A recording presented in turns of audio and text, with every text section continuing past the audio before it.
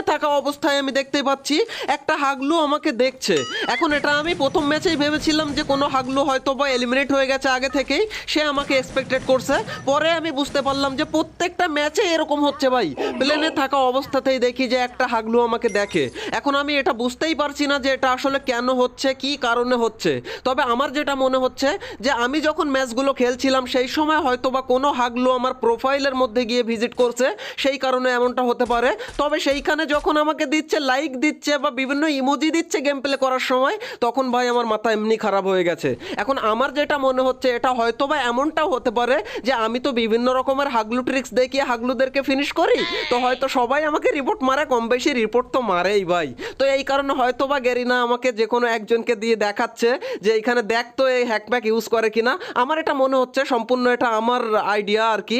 আর এটা নিয়ে তোমাদের যদি কোনো মতামত থেকে থাকে, তোমরা যদি জিনিসটা জেনে থাকো আগে থেকে যে কেন এরকম হচ্ছে, তাহলে অবশ্যই কমেন্ট সেকশনে আমাকে জানিও।